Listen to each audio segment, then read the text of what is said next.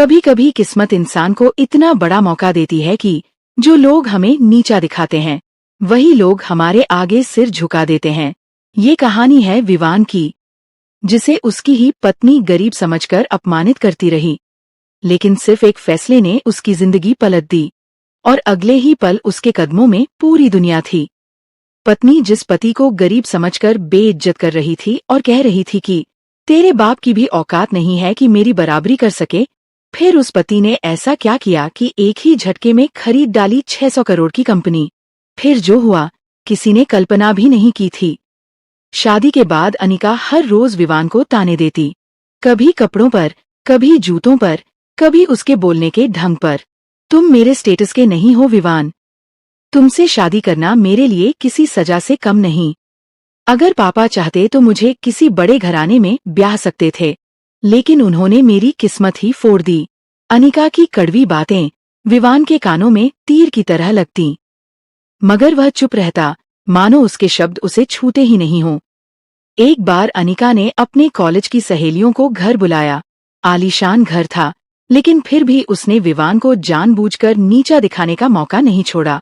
सबके सामने बोली, देखो यही है मेरा पति, बस एक मामूली क्लर्क। सोचो मेरी किस्मत कितनी खराब रही कि मुझे ऐसे आदमी के साथ रहना पड़ रहा है। सहेलियां चुप हो गईं, लेकिन विवान ने हल्की मुस्कान के साथ चाय सर्व की और बोला, आप लोग आराम से बैठिए, घर आपका ही है, अगर कुछ चाहिए हो तो बता दीजिएगा। अनिका ने ताना कसते हुए कहा, यह भी कोई बात करने का तरीका है? तुम्हारे पास क्लास ही नहीं है। अगर मैं अपने दोस्तों के सामने शर्मिंदा होती हूँ तो उसकी वजह सिर्फ तुम हो। विवान ने बस धीमे स्वर में जवाब दिया, अगर तुम्हें शर्म आती है तो मैं कोशिश करूंगा कि सामने ही ना आऊं, ताकि तुम्हारा मूड खराब ना हो। उसकी इस विनम्रता पर अनिका और भड़क गई, कितना बेवकूफ है तू, जरा भी तमीज नहीं है क्या? हे भगवान, पता नहीं पिछले जन्म में कौन सा गुनाह हो गया था जो यह मेरी किस्मत में रखा था। दिन गुजरते गए, हर दिन एक नया ताना, हर दिन नई बेइज्जती। कभी वह उसे गरीब कहती, कभी निकम्मा। विवान बस सहता रहा। कई बार नौकर चाकर भी अनिका की बातें सुनकर हैरान रह जाते कि कोई पत्नी अपने पति को इतना नीचा कैसे दिखा सकती है, लेकिन विवान का चेहरा शांत ही रहता। उसकी आंखों में शर्मिंदगी जरूर दिखती थी, पर किसी पर गुस्सा नहीं।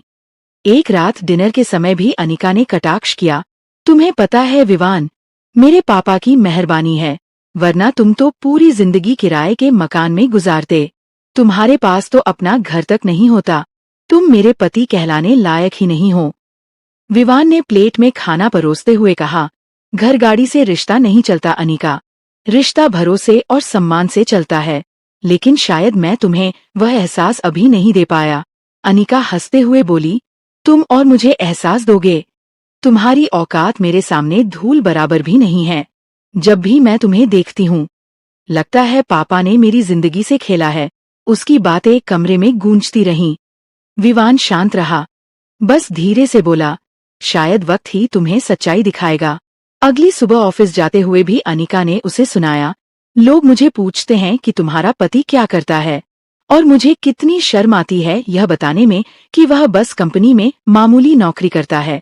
विवान ने कार स्टार्ट करते हुए कहा, अगर कभी तुम्हें लगे कि तुम्हारी जिंदगी मेरी वजह से बोझ है तो तुम खुलकर कह सकती हो, मैं तुम्हें रोकूंगा नहीं। लेकिन बस एक गुजारिश है, कभी अपने पिता को दोष मत देना, उन्होंने वही किया जो सही था। अनिका ने तुनक कर कहा, हाँ सही ये था कि उनकी बेटी का मजाक बन जाए। सब मुझे देखकर कहते हैं कि इतनी अमीर लड़की ने ऐसे साधारण लड़के से शादी क्यों की। मैं हर पल जलती हूँ विवान, और उसकी वजह सिर्फ तुम हो। विवान ने कार रोककर उसकी ओर देखा और शांत आवाज में कहा, तुम्हारा गुस्सा सही है अनिका, तुम जितना चाहो मुझे कोस लो, शायद एक दिन तुम्हें समझ आएगा कि मैं तुम्हारा दुश्मन नहीं हूँ। अनिका ने मुंह फेर लिया, उसकी आंखों में नफरत साफ झलक रही थी। पूरे रास्ते उसने विवान से एक शब्द नहीं कहा। ऑफिस पहुंचकर भी वह सहेलियों से यही शिकायत करती रही कि उसकी जिंदगी कैसी बर्बाद हो गई है। कई बार उसके शब्द इतने तीखे होते कि सुनने वाले भी असहज हो जाते। विवान सब जानता था, सब देखता था, लेकिन कभी पलटकर कुछ नहीं कहता। उसकी चुप्पी ही उसकी ताकत थी। वो हर रात अकेले बालकनी में बैठकर सितारों को देखता और धीरे से बुदबुदाता, बस थोड़ी देर और, सब सही वक्त पर सामने आएगा। धीरे धीरे ये रोज का सिलसिला बन गया। हर दिन अनिका की बातें जहर की तरह गिरती और हर दिन विवान उसे सहन करता। नौकरों के बीच भी फुसफुसाहट होने लगी थी कि साहब की बेटी अपने ही पति को कभी चैन से नहीं रहने देती, मगर विवान ने कभी किसी के सामने शिकायत नहीं की। अनिका को लगता था कि उसकी जिंदगी थम गई है। वह हर पल यह सोचती रहती कि काश उसने किसी बड़े घराने में शादी की होती तो उसकी जिंदगी ऐशो आराम से कटती। लेकिन उसे यह अंदाजा भी नहीं था कि वही पति, जिसका वह रोज मजाक भी उड़ाती है, आने वाले वक्त में उसकी सोच, उसकी तकदीर और उसकी पूरी दुनिया बदलने वाला है। कुछ महीने बीत गए, लेकिन अनिका का रवैया पहले जैसा ही रहा, ताने, कटाक्ष और हर पल की बेइज्जती। लेकिन फिर एक दिन ऐसा आया जिसने अनिका की पूरी जिंदगी ही बदल दी। एक सुबह राजेश ने घर पर आते ही घोषणा की, अनिका, विवान, आज तुम्हें मेरे साथ चलना होगा। एक बहुत बड़ी नीलामी है शहर में। हमारी कंपनी की प्रतिष्ठा भी जुड़ी है वहाँ। राजेश के चेहरे पर गंभीरता थी। अनिका तो खुश हो गई। उसे लगा कि शायद आज उसे अपने पिता की इज्जतदार दुनिया दिखाने का मौका मिलेगा। अनिका ने विवान को ताना मारते हुए कहा, देखना विवान, आज की नीलामी में तुम्हें समझ आ जाएगा कि असली खेल कैसे खेला जाता है। यह दुनिया करोड़ों में घूमती है। तुम्हारे जैसे लोगों की औकात यहाँ खड़े होने की भी नहीं। विवान बस मुस्कुराया और बोला, औकात वक्त दिखाता है, इंसान नहीं। तीनों लोग नीलामी हॉल पहुंचे। हॉल चमचमाता हुआ था। चारों ओर बड़े उद्योगपति, बड़े घराने और मीडिया कैमरे। नीलामी मंच पर महंगे पर्दे, ऊंची ऊंची स्क्रीन और सुरक्षा के कड़े इंतजाम थे। राजेश और अनिका आगे की सीटों पर बैठे। विवान उनके पास ही साधारण सूट में बैठ गया। कार्यक्रम शुरू हुआ। एंकर ने घोषणा की, महानगर की सबसे बड़ी डील, एक बहुराष्ट्रीय कंपनी का अधिग्रह। शुरुआती बोली 10 करोड़। हॉल में हलचल मच गई। किसी ने बोली लगाई 11 करोड़, दूसरे ने कहा 30 करोड़। आवाजें तेज होती गई। अनिका उत्सुकता से सब देख रही थी। वह विवान की ओर झुककर बोली, समझे, यहाँ पैसे की ताकत बोलती है। ये वह दुनिया है जहाँ तुम कभी कदम भी नहीं रख सकते। विवान शांत बैठा रहा। उधर बोली 7 करोड़ तक पहुंच गई। राजेश के माथे पर हल्की पसीने की बूंदें दिखने लगीं। फिर आवाज आई 200 करोड़। हॉल में तालियां गूंज उठीं। सबने सोचा यही अंतिम बोली होगी, लेकिन नहीं। शहर के एक बड़े बिजनेसमैन की पीछे से आवाज आई 300 करोड़। सबकी सांसें अटक गईं और फिर तालियां बजने लगीं। सबको लगा इससे ऊपर बोली लगाने की किसी की औकात नहीं। लेकिन अभी असली खिलाड़ी बाकी था। फिर अचानक एक तेज आवाज गूंजी, 600 करोड़। पूरा हॉल सन्न रह गया। सबकी नजरें उसी दिशा में मुड़ गईं। मीडिया के कैमरे झूम कर गए। अनिका ने चौंक कर देखा। वह विवान था, साधारण कपड़ों में बैठा उसका पति, जिसकी औकात पर वह रोज ताने कसती थी। उसी ने इतनी बड़ी बोली लगा दी थी। अनिका की सांस अटक गई। उसने फुसफुसाकर कहा, तुम पागल हो गए हो विवान। तुम्हें पता भी है 600 करोड़ होते कितने हैं? तुम यह बोली कैसे लगा सकते हो? तुम्हारे पास तो कुछ नहीं है। राजेश भी हैरान था। उसकी आंखें खैल गईं, मानो जमीन खिसक गई हो। आसपास बैठे उद्योगपति कानाफूसी करने लगे। ये आदमी कौन है? इतनी बड़ी बोली कैसे लगा दी इसने? विवान ने आराम से पानी का गिलास उठाया, एक घूंट लिया और फिर धीमे स्वर में कहा, जब पैसा आपके कदम चूमता हो तो 600 क्या, 1200 करोड़ की भी बोली लगाना कोई बड़ी बात नहीं। अनिका का चेहरा सफेद पड़ गया। वह घबराकर बोली, क्या कह रहे हो तुम? ये कैसी मजाक की बात है? नीलामी का माहौल और भी तनावपूर्ण हो गया। एंकर बार बार पुष्टि कर रहा था कि बोली सही है। बाकी बड़े घरानों ने पीछे हटना शुरू कर दिया, क्योंकि 600 करोड़ की बोली किसी के लिए आसान नहीं थी। अनिका की धड़कनें तेज हो रही थीं। वह सोच भी नहीं पा रही थी कि उसका पति, जिसे वह हर दिन नीचा दिखाती थी, अचानक करोड़ों की बोली कैसे लगा सकता है। उसकी आंखों के सामने सवालों का तूफान उमड़ रहा था। राजेश का सिर झुक गया था। वह जानता था कि अब सच्चाई छिप नहीं सकती। उसकी आंखों में अपराध बोध झलक रहा था। विवान ने कुर्सी से उठते हुए गहरी सांस ली और कहा, अब वक्त आ गया है कि सबको असली सच पता चले। नीलामी हॉल में सन्नाटा पसरा हुआ था। सबकी नजरें विवान पर टिकी थीं। कैमरों की फ्लैश लगातार चमक रही थीं। एंकर भी हकबका गया था। उसे समझ नहीं आ रहा था कि इतनी बड़ी बोली लगाने वाला आदमी आखिर है कौन। विवान ने माइक थामते हुए कहा, आप सबको शायद ये जानकर हैरानी हो रही होगी कि एक साधारण से दिखने वाले आदमी ने इतनी बड़ी बोली कैसे लगा दी। लेकिन सच्चाई यही है कि मैं साधारण नहीं हूँ। मैं इस कंपनी का असली मालिक हूँ। हॉल में हलचल मच गई। लोग कुर्सियों से खड़े हो गए। कानाफूसी शुरू हो गई। क्या? ये कैसे हो सकता है? असली मालिक तो राजेश है। अनिका का चेहरा पीला पड़ गया। उसकी आंखें चौड़ी हो गईं। वह धीरे से बुदबुदाई, ना, नहीं, ये झूठ है। पापा कुछ बोलो। ये झूठ बोल रहा है। राजेश ने सिर झुका लिया। उसकी आंखों में शर्म और पछतावा साफ झलक रहा था। वह धीमी आवाज में बोला, अनिका, ये सच है। विवान वही है जिसके दम पर यह पूरी कंपनी खड़ी है। मैं सिर्फ नाम का मालिक था। अनिका हिल गई। उसके पैर कांपने लगे। उसने पापा का हाथ पकड़कर कहा, लेकिन पापा, आपने मुझे कभी बताया क्यों नहीं? आपने ये सच छुपाया क्यों? राजेश ने आंखें बंद कर लीं और भारी स्वर में बोला, क्योंकि ये सब तुम्हारी समझ से बहुत दूर था। विवान के पिता मेरे बचपन के दोस्त थे। हम दोनों ने मिलकर इस कंपनी की नींव रखी थी। लेकिन कर्ज के बोझ से दबे समय में उसी ने मेरी मदद की। उस दिन से लेकर आज तक कंपनी का असली मालिक उसका बेटा विवान ही है। विवान ने आगे बढ़कर कहा, मेरे पिता ने आपकी इज्जत बचाई थी, राजेश अंकल, और मैंने वही वादा निभाया। मैंने कभी सामने आकर मालिक बनने की कोशिश नहीं की। मैं पर्दे के पीछे रहा ताकि सिस्टम को समझ सकूं। हर पॉलिसी, हर निर्णय मेरे हाथ से निकलता था, लेकिन साइन आपके नाम से होते थे। अनिका की आंखों से आंसू निकल पड़े। उसका दिल बैठ गया। जिस इंसान को उसने हर रोज अपमानित किया, वही उसकी जिंदगी का सबसे बड़ा सहारा निकला। वह अविश्वास से विवान की ओर देख रही थी। लेकिन विवान, वह हकलाते हुए बोली, तुमने ये सच मुझसे क्यों छुपाया? क्यों मुझे यह यकीन दिलाया कि तुम बस एक मामूली कर्मचारी हो? क्यों मेरी नजरों में खुद को इतना छोटा बनाया?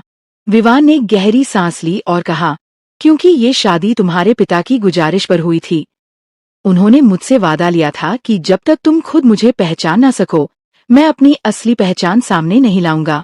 मैंने तुम्हारा हर ताना, तुम्हारी हर बेइज्जती बर्दाश्त की, क्योंकि यह मेरे पिता के दोस्त की बेटी थी और मैं उस दोस्ती का कर्ज चुकाना चाहता था। राजेश की आंखें भीग गईं। उसने भर्राए स्वर में कहा, विवान बेटा, मैंने तुम्हारे साथ नाइंसाफी की है। मुझे आज मानना होगा कि तुमने सिर्फ कंपनी ही नहीं, मेरी इज्जत भी बचाई। अनिका कांपते हुए पीछे हट गई। सारी अकड़, उसका सारा घमंड पल भर में मिट गया था। उसे लग रहा था जैसे जमीन उसके पैरों तले से खिसक गई हो। हॉल में बैठे लोग अब तालियां बजाने लगे थे। सबको समझ आ गया था कि असली विजेता कौन है। मीडिया भी विवान की तारीफ करने लगा। विवान ने भीड़ की ओर देखा और कहा, मैंने कभी ये सब दिखावा करने के लिए नहीं किया। मैं बस चाहता था कि इस कंपनी के हर कर्मचारी को, हर मजदूर को वही इज्जत मिले जिसकी वे हकदार हैं। और मैं ये तभी कर सकता था जब मैं खुद उनकी तरह साधारण बनकर उनके बीच रहूं। अनिका की आंखों में पश्चाताप तैर रहा था। उसकी जुबान से आवाज तक नहीं निकल रही थी। वह बस सोच रही थी, जिसे मैंने दिन रात अपमानित किया, वही असल में सबसे बड़ा है। राजेश ने बेटी की ओर देखा और बोला, अनिका, अब तुम्हें समझ आया। इंसान की कद्र उसके कपड़ों या उसकी दिखावट से नहीं होती, बल्कि उसके कर्म और उसके दिल से होती है।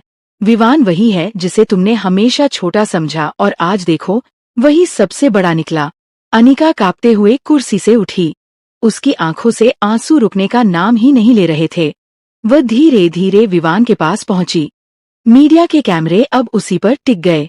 सबको लगा शायद कोई बड़ा हंगामा होगा, लेकिन अनिका ने कांपते हाथों से विवान का हाथ पकड़ लिया। उसकी आवाज भर्रा गई थी, विवान, मुझे माफ कर दो। मैंने तुम्हें कभी समझा ही नहीं। हर बार तुम्हें चोट पहुंचाई, तुम्हें अपमानित किया, और तुमने कभी जवाब तक नहीं दिया। मैं सोचती थी तुम कमजोर हो, लेकिन आज समझी हूँ तुम सबसे मजबूत हो। विवान ने उसकी ओर देखा। उसके चेहरे पर वही पुरानी शांत मुस्कान थी।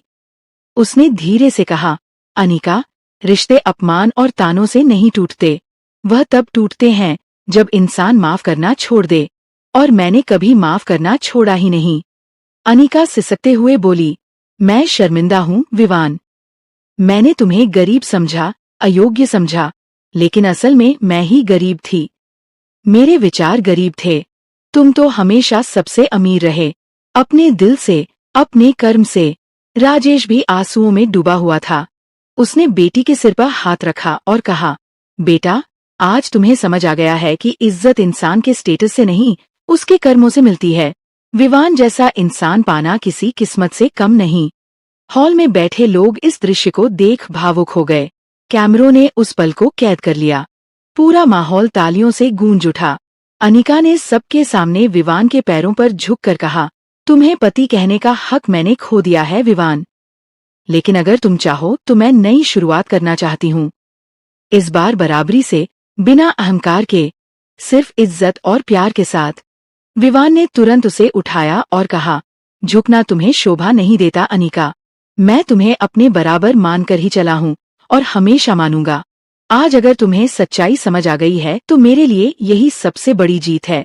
अनिका ने आंसुओं के बीच हल्की मुस्कान दी। उसका अहंकार पूरी तरह टूट चुका था।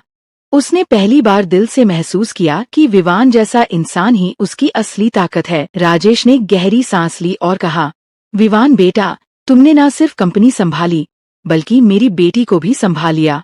आज मुझे यकीन है कि मैंने गलत नहीं किया था।